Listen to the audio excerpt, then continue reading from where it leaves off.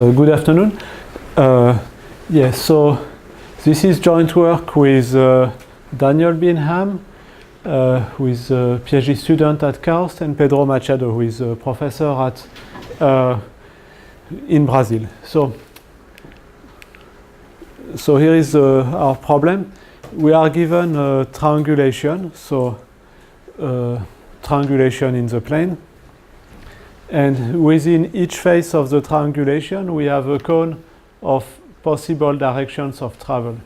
So yeah, what it means is when I have this, it means I can go in all these directions in this cone. So we have one cone in each face and a starting point S.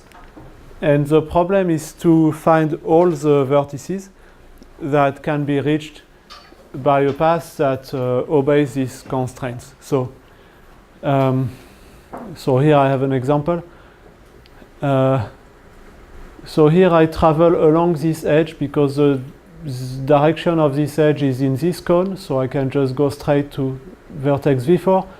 And another example here, I go in the middle of the face, so I'm following this direction here.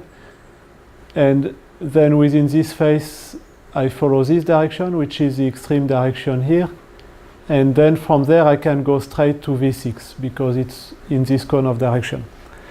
And so these are all the points that I can reach. And these vertices here are not reachable because, so what happens? So here I can go to this vertex, to this one, and then I cannot go further because, well, this cone of direction just goes to the left, and well, this one only moves to the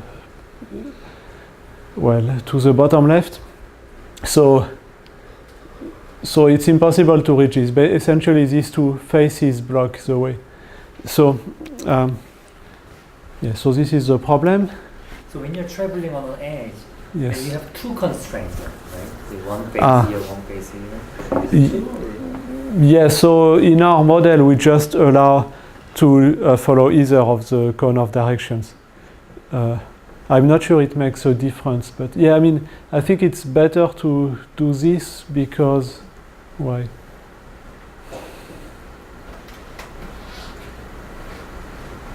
So for instance, from S to V2, you satisfy one, but not the other. Yes, so that's our model. We only need to satisfy one.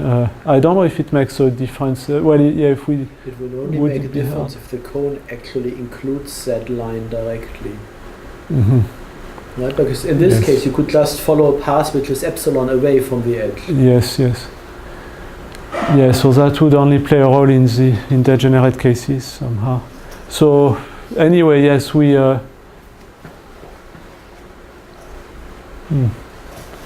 Yeah, I guess we don't do this because this idea of moving at a small distance from the face and then we are traveling, the reachable region is not necessarily closed. Maybe it's not as clean as it is. But yeah, so anyway, in this case, we only need one of the two constraints to be obeyed. So, and so our results are the following. We have, so for an input subdivision with n vertices, we have an O of n log n time algorithm, and to compute all reachable vertices. And we have a matching lower bound in the algebraic computation tree model. And we also proved that the problem is NP-hard if we allow two directions of travel in each phase. So I think that's well, that's the first generalization we could try. Instead of having one cone, which means that the set of possible direction is convex, you just allow two directions, and this becomes NP-hard. Okay, so the motivation. So you imagine a vehicle moving in a flow. So it has a control velocity, so-called control velocity, VR, means you can apply a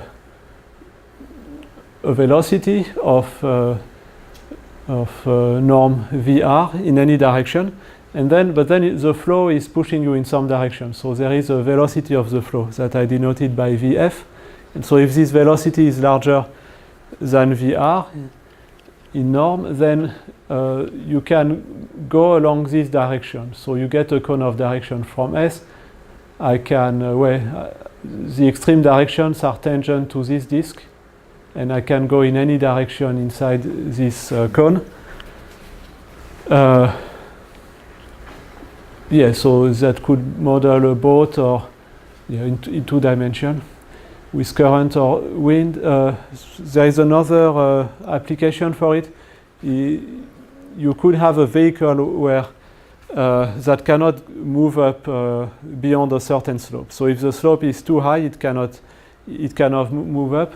And so for a vehicle on a terrain, you would have a cone of, no, it's the opposite. You don't want to go down too fast. So that means that you have a forbidden cone of directions. And so I think I mention it later, but the thing is, for these problems so far, there was no theoretical result. So essentially, even deciding if you can reach a point was not known. But there are more applied results, some kind of heuristics to solve the problem. So there are some difficulties in this problem. So you cannot just solve it by the naive method of computing the reachable region piece by piece. So, for instance, here you would have a problem because the path that goes from S to this vertex here has infinitely many edges. In fact, it has bounded length, because you see that the length of each of these edges, they form a geometric sequence. So when you sum them up, it's bounded, but then the path would turn infinitely many times around this. So this is a somewhat pathological case, but even if you relax it a bit, you could have a situation where you can need arbitrarily many edges. So the shortest path, the number of edges is unbounded as a function of the input. So even if we somehow discard this problem, we have the reachable region. So the region that is reachable from the source point may have quadratic size. So here I don't have this spiral structure, but so what happens? So I start from S, and I can go in this blue region. So the cone of direction is here, and here I have some openings in this vertical barrier, and then it sends n beams to the right, and each of these beams bends n times because I assume the cones of direction are slightly different between 2 consecutive triangles, and so here I get n square size. So it means also, even if you can handle the spirals from previous slides, still the reachable region may have quadratic size, so you cannot build it explicitly in n log n time. Okay, so here I have some slides on related work. So one of the most basic path planning problem in polygonal environments is this one. So you want to find the shortest path between S and T, and you see that it bends along several vertices. So in fact, you can do it in n square time by computing all the possible such edges. But in fact, it's also known how to do it in n log n time with the so-called continuous Dijkstra method. So it's like Dijkstra algorithm, except you simulate, it's a geometric version. So now we extend the wave front drawn here, and well, when you reach an obstacle, the structure of the wavefront changes, and so here, for instance, you have a point that is, you have two shortest paths to this point that go like this, and then it makes the wavefront opens like this, and so this structure can be, so you can perform the whole simulation in time n log n, implicitly. And that was a paper by Hirschberger and Suri in '99. Well, yeah, naive algorithm would be cubic. Now, one generalization is the weighted region problem, where the cost of the path now depends on the triangle. So here this triangle has weight W1, here W2, W3, and the cost of this path would be the weight times the length, W1 times L1 plus W2 times L2 plus W3 times L3. And so this is called the weighted regions problem. And so this was solved in time roughly n to the 8, also with the continuous Dijkstra method. And so this method is probably hard to do better than n to the 4, because there are n to the 4 events there. So you would need to, well, if you want to simulate all the wavefronts, then you would need that time. And there are discretization approach where you place points along the edges. So actually I have a slide on this. So you just place so-called Steiner points along the edges, and then you pick the shortest path in this graph. So there is an edge between any 2 points that are in the same triangle, and so you just apply, for instance, the Dijkstra algorithm, and you get some approximation to the shortest path depending on the, well, how accurate is your discretization. So all these algorithms are based on this, and these algorithms, so they run in n log n time in some sense, but there is a constant here, so-called constant, which actually depends on, it does not depend on the input size. So for instance, it depends on the smallest angle in the triangulation. So it's an omega of 1 over theta mean, where theta mean is the smallest angle. Because the problem is, if you have an edge like this with a triangle with a very small angle, you need to place a lot of points here to get a proper approximation ratio. So yeah, and so another generalization was, now within each face you have a convex distance function. So the distance between 2 points is given by this unit ball. So what happens? Yeah, so from A to A prime, the distance is the parameter lambda, such that A plus lambda B touches A prime. And so it has been studied for where the unit ball is convex. And so we had a result on this in 2008. And the problem is that the running time depends on rho, which is the ratio. It's essentially the aspect ratio of the unit ball. So you assume that the unit ball is contained in a disk of radius 1, and contains a unit disk centered at the origin, and is contained in a radius rho disk centered at the origin. And so we get this extra factor. And another problem is still like the weighted region problem. This model forces us to accept any possible direction of travel. So all directions of travel are allowed here. So that's why we cannot apply this, and yeah, these techniques don't seem to work. Yeah, so in summary, so that was part of the motivation. So when you look at this type of problems with something else than the Euclidean distance, then either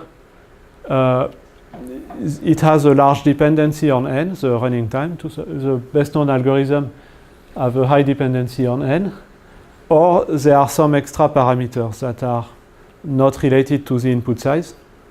And also, when you are looking at anisotropic problems, so not all directions have the same cost, or not all of them are possible, then you have both problems. So the algorithms are slow and they depend on extra parameters. And so that's why we have been looking at the reachability problem only. So we don't look for a shortest path because it seems to be very hard if you have any other model than just the Euclidean distance, isotropic Euclidean. And so we are only looking at the reachability problem. So we are just left with direction constraints. And so the good thing is that with this model we can solve the problem in near linear time. So we get n log n instead of, you see in the previous, instead of this bound, for instance, n to the 8. Or so this bound has c and epsilon, and so this c depends on a lot of parameters. So we just get n log n and nothing else. Okay, another related problem, more directly, was the so-called, it's a descending path problem. So you want to find a path that never goes up. So you move on a terrain, so let's say on a mountain, you want to go from one point to another on a mountain and never go up. And so there was this paper by Deberg and Van Creveld in 1997 that solves the problem in n log n time. In fact, it's more. You can do 2-point queries after n log n preprocessing time in log n time. And so our problem is, in a sense, is a generalization, because saying that you cannot go up means you just have a constraint with 180 angle. You are not allowed to go to go up. So, but this does not give you a shortest path. And there was a FP task published recently, I mean in 2013, to find the shortest descending path. And so here, if you look at a descending path, the cone of the direction of travel it's just a 180-degree cone. It's like this, and you can only go below. So if you project to horizontal, it gives you a cone with opening 180 degrees, but these techniques, they don't apply to our problem because we don't really have a notion of height, so nothing really applies here. Okay, so now I present the algorithm. So the naive algorithm would be to build the reachable region piece by piece. And so as we saw before, it's not going to work because there may be an arbitrary number of pieces. But anyway, so if I try to do it, I get this small piece here, and now I keep propagating. So from here I can go to these two segments. And so after this I have a branching. So I can expand this part along these three faces. And after that, I expand this part. So, okay, so there is another picture here. So yeah, I first expanded this, and then I expand this yellow part, and so they actually overlap. And you see that this vertex, I can reach it by going like this, or going through the yellow region. So I actually do a lot of double work, and so if you keep doing this, obviously you're going to get an exponential number of different paths for a given vertex. So this is one reason why it fails. So how do we do this? So yeah, and also so you do a lot of double work. So this region you would it would be reachable in many different ways. So to avoid doing double work and to have overlapping regions, reachable regions, we introduce this skeleton, so that this blue tree here, and the skeleton, it goes so when you have two consecutive reachable intervals, so here for instance this interval allows to reach this one and this one, then I have a node that connects the center of this interval, so the midpoint of this interval, to the midpoints of the reachable intervals. So I have now two such points, and actually, I also have one edge that connects to this vertex here, because this vertex is also treated as being a reachable interval. And so we make sure that this tree is not crossing, so it's properly embedded in the plane by pruning some edges. So here, for instance, the algorithm would, so it attempts to draw an edge from here to here, so this dashed edge.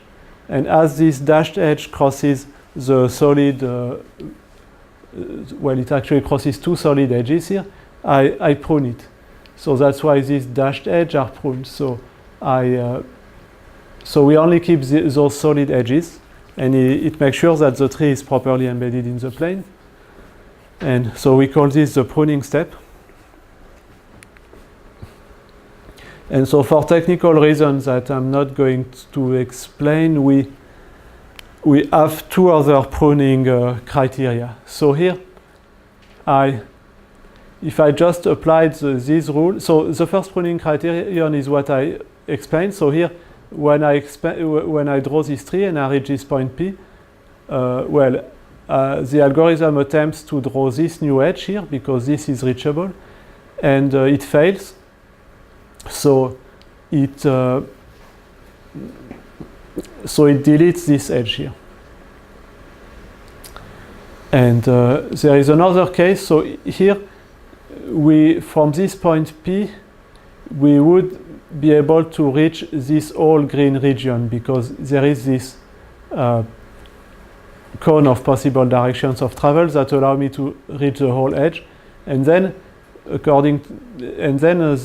I would construct Q, the midpoint here, and possibly propagate again backward. And we don't allow this, and so we can prove that actually it's safe to do so because it does not affect in the end the set of reachable vertices.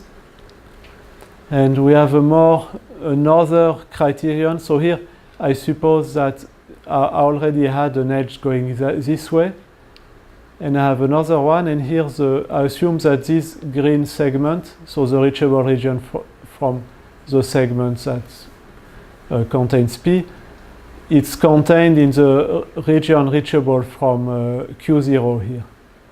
And so we also have this criterion. So these two conditions may not be necessary. Actually, the algorithm may still work with these conditions, but our analysis breaks down without it. And anyway, even in practice, it's always good to discard some of the edges if you really want to compute this reachable region. So we didn't try hard to remove this condition because there is no point unless you could get a simpler proof with a different criterion. But so this criterion here is important. On the other hand, it's really needed. Otherwise, the tree is not going to be embedded in the plane, and it becomes really difficult. So one example. So then we were able to prove that if the algorithm terminates, then the reachable vertices are among its nodes. But the algorithm does not always terminate because we could have these spirals I described before. And And even if there is no spiral, there may be omega of n square edges. And then we fix this with a faster algorithm that always terminates and runs in n log n time. So we introduce this concept of beams. So a beam, it's a sequence of edges in this tree that is not incident to any branching node or any vertex of the triangulation. So a branching node is this, and so it's just a sequence like this of single edges, and we construct them one by one efficiently. And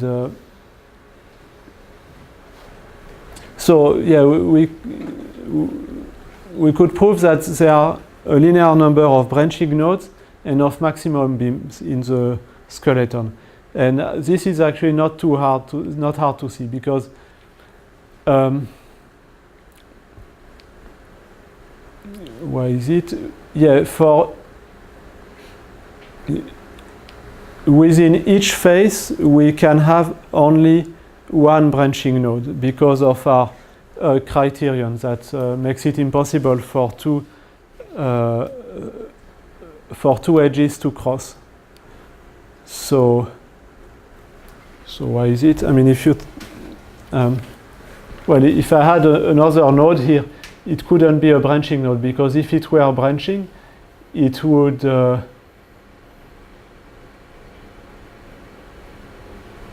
it? Yeah, you would have one branch going here, and it would cross this one, because you need to follow roughly the same directions because of the direction constraint. So with this condition, we can prove that there is only one branching node per face, and which means that the node has only the tree. If you consider each beam as an edge, it has only a linear number of internal nodes, and so we have a linear number of beams and of internal nodes. So if we can construct beams quickly, then we are done. We can get an n log n algorithm. Yes. And so then what we did essentially is that we use a data structure that allows to construct a beam implicitly and efficiently. So we can construct parallel beams in logarithmic time. So here, if suppose I already constructed this beam, and now I have this new beam entering here, and now it has this edge, which has the same structure as this one. It goes between the same two edges. So when we detect this situation, we try to expand it as far as possible. And we have a data structure for this beam, which is essentially which is just a binary tree, and allows us in log n time to compute. If I give you a starting point along this edge, it allows you to find the exit points on top or along each edge of this beam. So doing some binary search, essentially, we can find out when we enter here, we can find this point where the two beams diverge. And then in the analysis, we charge it to this node. We have some arguments that allow us to charge it to this node. And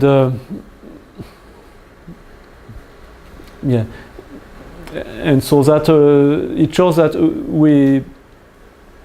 we only need to perform this type of beam extension a linear number of times, and each time in logarithmic time. So that's why we get n log n essentially. And so that's why what I was explaining. So this is a picture of our data structure. So we just have a binary search tree that, again, given an input point along this edge, it gives me the exit point along this edge, for instance, or this one, or any edge. You get it in log n time because you get these functions for they are recorded in a binary search tree, and so you can reconstruct the function between any two such edges in log n time by combining the function stored at a logarithmic number of nodes. And so after this, once we have constructed a parallel beam here, so initially we had one data structure for the left side of the beam and one for the right side. And when we introduce this new beam, so the part between the two beams, we call it a tunnel. And we record it in only one node, because what happens is when another beam enters, it can only follow parallel. So it's the only thing it can do. And so we only need one node to record this whole tunnel. And so this part corresponding to the tunnel, we just create a single new node. And this part here is just copied from the right part of C. And so that's why we can update this data structure in logarithmic time. It's just an operation of splitting a binary search tree. So, okay. Yeah, and so in the end, we can show that we only construct a linear number of beam, and we only need to make linear number of beam extension, and each one in log n time. So we get n log n time. And so our other results are a hardness result. So first we have a lower bound, which is omega of n log n lower bound in the algebraic computation tree model.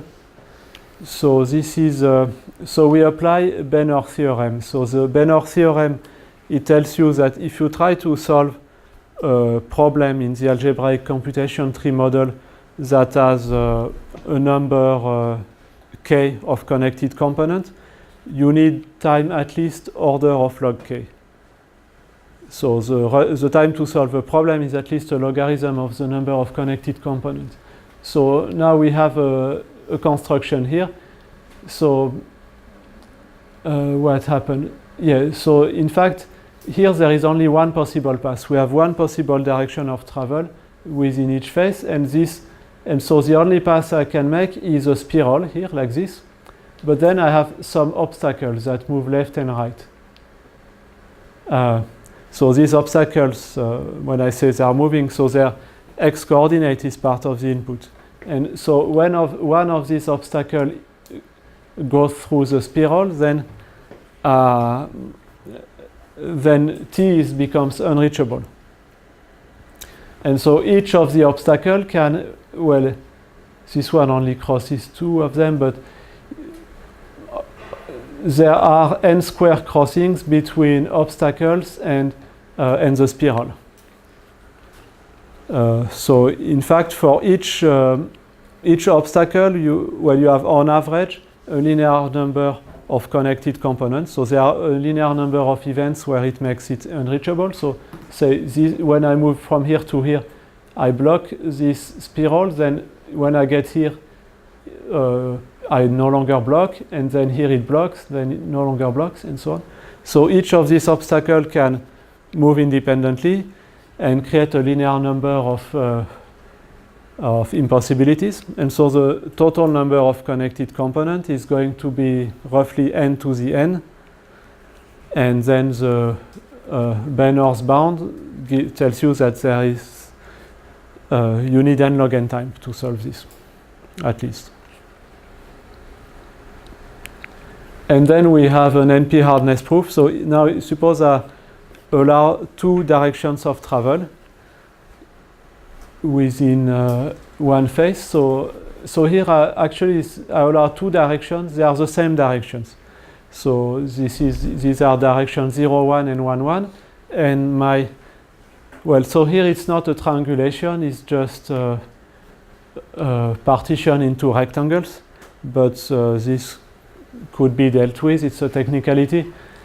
And so within each rectangle I have this possible direction. So what I can do is, well, let's say I move from here to here, and then I can choose either to go on in the same direction or go up like this. So I have two choices at each time I enter one rectangle. And so this problem is NP-hard, and we have a reduction from the partition problem. So how did we do this? Yeah, so here I have a rectangle of height h1, which means if I choose to go upward, then that would correspond to a number 0. And if I go to the right, it corresponds to horizontal displacement h1. So, and also in this rectangle, I can choose either to not to move horizontally or to move horizontally by distance h2. So then my exit point is its x coordinate. It's the sum of the height of the rectangles where I chose to go along this direction, 1, 1. And so so T is reachable if and only if you have you have a subset of this rectangle such that the sum of their height is the x coordinate of T. So it's the same. It's a problem given a set of integers. Determine whether they sum up to some input integer. So I think this is called the partition problem, or maybe subset sum. Anyway, this is a well-known NP-hard problem, and So are we forbidden to change directions in the middle of space? yeah, so that's true. Yeah, it's forbidden because otherwise, if you allow two directions, then you would allow a whole cone of directions. So you fall back to our original problem. But yeah, so in some cases it could actually make sense. If you triangulate, if you make a triangulation of this picture, then you create more base boundaries and change directions. Then it's becoming slightly different. Yes, so I don't remember how we solved this, but we actually, to make it a triangulation, it's a little bit technical, so I can't really make a simple figure like this, but yeah, more work is needed. Because yeah, if you want to split this into two triangles, then you have two possible changes of direction. Yeah, so actually, since I have time, there is one case where it could make a difference. So that's where we stopped. So we can solve the case of one cone of direction, but one case that could be useful in practice is this one. If you allow two cones of direction within a face. And why is it useful? So it's, again, when you're on a terrain. So this is a face that is not horizontal, and if you have a vehicle here, you allow it to move more or less horizontally, but it cannot climb up or go down because it would, how would I say? Because it's too steep. So it's too steep, you cannot go down because otherwise you can no longer stop, or you cannot go up. So this model was studied in some motion planning problems. Some people have their heuristics to do this. They have heuristics to find approximate shortest path in this type of model where you have a double cone of constraint or double cone of possible directions. And so here, if you have this model, then also it doesn't make sense to allow to make a turn, because if I allow you to make a turn, you could say I go here and then I go here, and so then I went up in the end. So you are not allowed to turn around. So you imagine a wheeled vehicle. So if you have a car or something, you can go forward or backward, but you cannot really rotate on yourself. I mean, in place. And so this case we don't know anything. We don't have an algorithm. We don't know. Yeah, do we know? We don't have a polynomial time algorithm. I don't even know if it's decidable or what. Maybe it's obvious, but Anyway, our algorithm breaks down, and I don't even know how to do it in quadratic time here. Yes. Okay, so that's it. Yeah.